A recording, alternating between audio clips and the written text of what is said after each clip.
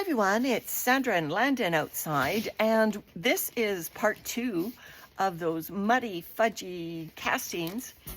We layered them with sawdust, and so now we're going to empty these totes into the wheelbarrow and take a look and see how the sawdust did at breaking up the mud. Now, sawdust is one of the best bedding materials for worms. They absolutely love it. It's got a very high carbon to nitrogen ratio. Check out my video on carbon to nitrogen ratios, my worm science video. I'll put the link in the description. Now, these worms, just a refresher for those of you who might not have seen part 1, these worms are from my big worm bin, Gilligan, and I had to empty Gilligan in a hurry and put him into these totes, and then the totes accidentally got subjected to a thunderstorm, so there was a lot of rainfall in them. Let me just break this up a little bit first. So if you look back on the muddy fudgy castings video, you'll notice that the castings were absolutely chunks of mud. And now look at this, the sawdust has done its job. Those little particles of sawdust, and they were slightly bigger pieces of wood chips, not fine sawdust. The sawdust has swollen up and absorbed the excess moisture from the muddy, fudgy castings. Now, this is still very damp material in this first bin. That's why I want Landon to consolidate all of these bins together, because that, I think, will distribute any moisture, be good for moisture regulation. You'll see that my answer to this is actually adding carbon. I have a video out there called The Answer to Most Worm Bin Problems is Carbon. So for me to get these worms out, for me to get these cocoons out, I first have to remediate the moisture problem. The first step was sawdust. So bin number 2 coming in. Each of these is about 5 gallons of material. I notice a little pill bug, if you'll let me pick him up. A little pill bug coming in, that's great. He's going to be breaking apart the bigger chunks of wood, also called a sow bug or a wood bug, and a roly-poly. So they're great to have in the castings. So, like I said, these castings are done. There's really nothing left for the worms to do in here, and there is a certain peril to leaving worms in finished castings for too long. So, you know, the sawdust has given them some nutrition, but obviously I don't feel this material is still suitable to bait them out. I actually brought Starbucks containers along in case the material was fluffy enough that I felt I could bait worms. It's getting there. Look at the movement of the material now compared to the fudgy castings, but I don't think it's quite there yet. One is more fudgy. This one is more fudgy? Well, look, like this looks more fudgy than those, right? Well, let's tip it upside down, because the sawdust is, I can see it right below the surface. Yeah, it's just the stuff at the top. Woo! And there's still dry sawdust, so obviously I didn't do a great job at mixing up the wood chips. So that's great. There's still dryish looking wood chips in this material. All of this material is from my worm bin Gilligan, and he was almost ready to harvest when we emptied him out in May into these totes. The worms did a great job finishing up all this material. My sister fed them compost and some veggie scraps through the summer. But honestly, it's time that the worms come out of here. I have probably picked out 2,000 worms out of this material.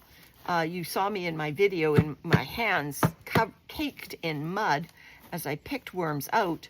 Basically, I'm turning them back into worm bins, recognizing that these castings are past their prime, like in terms of the worms need fresh material to live in. So Landon and I are going to be giving them some fresh material. The answer for me getting these gorgeous worms out of this material is creating a nice imbalanced worm bin out of this material and then letting it finish up again. What we're going to do is we're actually going to scoop this material back into the totes that we've just taken them out of, but we're going to be adding more carbon and some food. So what we're going to do is we've got some dry compost here. We're going to put half of the compost into the bottom of the tote and half into the other tote. So this compost will give the worms some fresh material to eat. And then, Landon, I want a layer of the dry leaves that are over here. So again, we're giving these worms more carbon. This is basically what worms would be exposed to and eat. That's great. In the wild, this scoop is much gentler on worms than a shovel. It's got a dull edge to it, and I come in very gently, so I don't think I've ever had a problem. And if I want to be extra sure I'm not harming worms, I'll use the fork to just guide it into this scoop. So again, we're basically making worm bins out of this muddy, fudgy castings material. So that's pretty full. That's very full. Yeah, it will settle. Oh. All right. This is that lovely sawdust material is still in beautiful shape. So not as fudgy.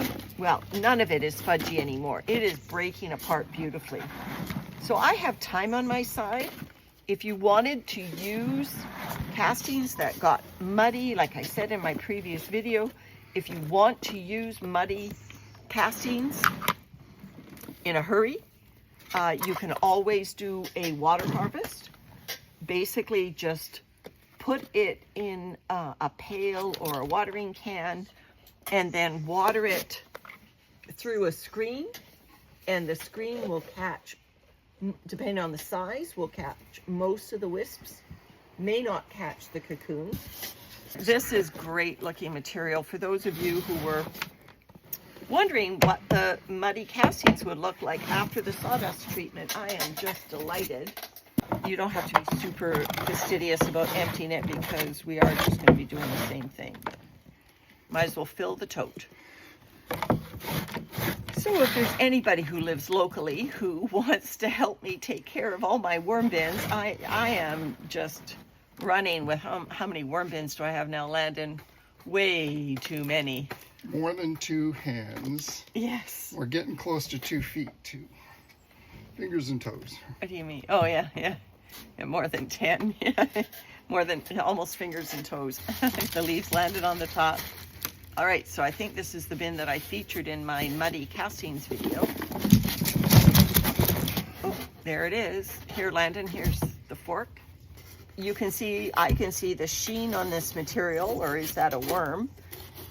I can still see moisture, but when Landon's finished with the fork, I will just fork it up to see how moist it still is.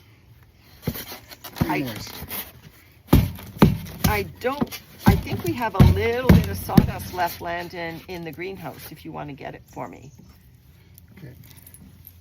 This is breaking up. See, the lumps of mud are breaking up far, far better. And no sign of the sawdust. So the sawdust has been completely absorbed. I see a giant cocoon over there. So this is moist, but absolutely breaking up when I fork it. There we go. And look at all those happy worms living in that yummy sawdust moisture. The worms are doing just fine. We do have a little bit of extra sawdust. So with this tub, we are going to put some sawdust in and then mix it up. There's still a lot of worms in here. I'm not making any effort today to pull them out because I want these worms to work on this material that I've put in there, both the sawdust and the leaves. Okay, this stuff is really fine. Okay. So just a handful of it until we decide on how much we need on the next one. yeah. Stir it up. This sawdust is really fine. I sifted this out to have for just these instances where they're super wet castings. Finely sifted sawdust makes a great desiccant for the castings. Instantly. Landon, just watch this for a second. How the sawdust instantly conditions these castings to be much more flaky. And of course, as time goes on, those little particles of sawdust will continue to swell and absorb moisture. Yeah, it's the castings were so wet that this bin became too heavy for even Landon to lift. We're going to put this material back in some totes, but because we've added all this sawdust, we're actually going to have more volume, I think, than quite a bit than we started. This sawdust is food. Carbon is food. I'm going to be dry feeding these worms with my version of worm chow, which is basically just our old stale popcorn kernels that I ground up. If you've seen my videos on Gilligan, my paddling pool converted worm bin, you'll realize that all of these totes, represent the volume of Gilligan. He's an extremely large worm bin, not running at the moment. While Landon's gone to get another styrofoam tote, let me just say I'm going to be petitioning him to put Gilligan up again for the winter, because Gilligan would take all of this. He's got the volume to absorb all of this material without me having to look after 20 separate totes. Look at those worms. Happy, happy worms in the moist material. My sister was feeding them yummy compost.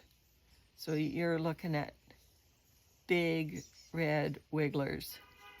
Big, plump from the moisture, red wigglers. Landon's coming in. More leaves.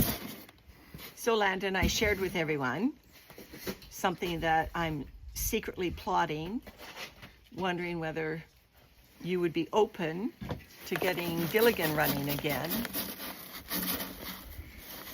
for the winter. Well, I think we have a decision to make, and that will happen this week, and then we can decide.